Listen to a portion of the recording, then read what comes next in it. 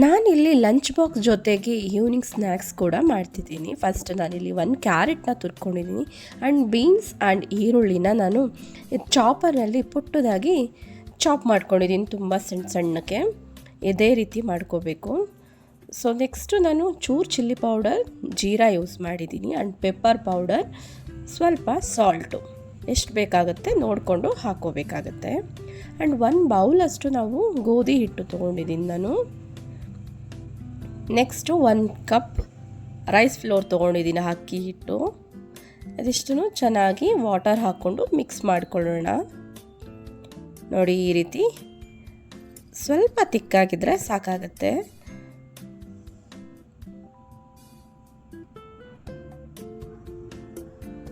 ಇದೇ ರೀತಿ ಚಿಕ್ಕದಾಗಿ ಹಾಕ್ಕೊಂಡು ಬಂದರೆ ತುಂಬ ಚೆನ್ನಾಗಿರುತ್ತೆ, ಟೇಸ್ಟ್ ಕೂಡ ಚೆನ್ನಾಗಿತ್ತು. ಆ್ಯಂಡ್ ವೆಜಿಟೇಬಲ್ಸ್ ಎಲ್ಲ ಹಾಕಿ ಈ ರೀತಿ ಮಾಡೋದ್ರಿಂದ ಟೇಸ್ಟಿಗೂ ಚೆನ್ನಾಗಿರುತ್ತೆ ಆ್ಯಂಡ್ ಹೆಲ್ತಿ ಫುಡ್ ಕೂಡ ಆಗಿರುತ್ತೆ. ನೋಡಿ ಎಷ್ಟು ಸಾಫ್ಟಾಗಿ ಬಂದಿದೆ.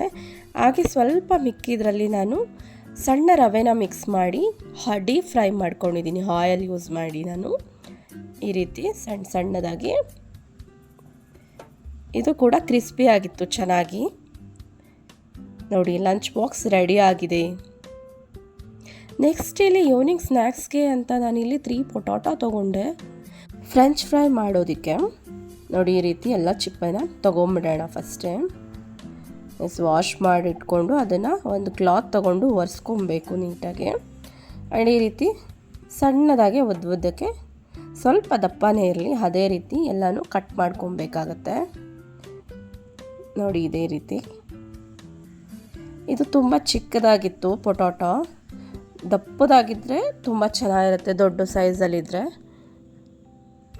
ಚಿಕ್ಕದಾಗಿದ್ರಷ್ಟು ಇನ್ನೂ ಸ್ವಲ್ಪ ಡೀಪ್ ಫ್ರೈ ಆದಾಗ ಸ್ವಲ್ಪ ಸೈಜ್ ಇನ್ನೂ ಕಮ್ಮಿ ಆಗಿರುತ್ತೆ.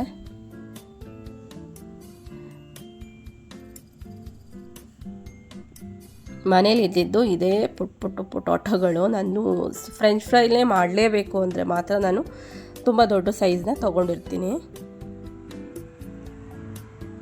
1 ಸ್ಪೂನಷ್ಟು ಉಪ್ಪನ್ನು ಹಾಕ್ಕೊಂಡಿದ್ದೀನಿ ಆ್ಯಂಡ್ 1 ಸ್ಪೂನಷ್ಟು ನಾನಿಲ್ಲಿ ರೈಸ್ ಫ್ಲೋರ್ ಹಾಕ್ಕೊಂಡಿದ್ದೀನಿ. ಇದಿಷ್ಟನ್ನು ಚೆನ್ನಾಗಿ ಮಿಕ್ಸ್ ಮಾಡ್ಕೊಳ್ಳೋಣ. ಸ್ವಲ್ಪ ಪೊಟಾಟೊ ವೆಟ್ಟಾಗಿರುತ್ತಲ್ಲ, ಅದೆಲ್ಲ ಡ್ರೈ ಆಗಿರುತ್ತೆ ಅಕ್ಕಿ ಹಿಟ್ಟು ಹಾಕ್ಕೊಳ್ಳೋದ್ರಿಂದ.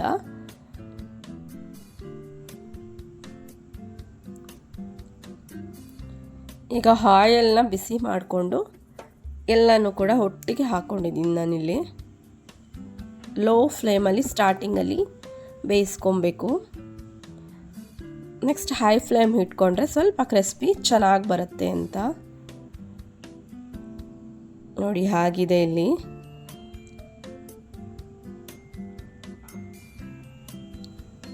ಎಲ್ಲನೂ ಹಾಗೇನೆ ಟಿಶ್ಯೂನಲ್ಲಿ ಹೊತ್ಕೊಬೇಕು ಹಿಂಗೆ. ಆಗ ಆಯಿಲೆಲ್ಲ ಅಬ್ಸರ್ವ್ ಆಗಿರುತ್ತೆ ಟಿಶ್ಯೂಗೆ.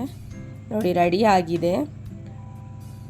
ಸಾಸ್ ಜೊತೆ ಫ್ರೆಂಚ್ ಫ್ರೈನ ಈವ್ನಿಂಗ್ಸ್ ಟೈಮಲ್ಲಿ ತುಂಬ ಚೆನ್ನಾಗಿರುತ್ತೆ. ಕಾಫಿ ಜೊತೆ ಯಾವುದ್ರಲ್ಲಾದರೂ ತಿನ್ಬೋದು. ನನ್ನ ಮಗಂಗಂತೂ ಇದು ಫೇವ್ರೇಟ್.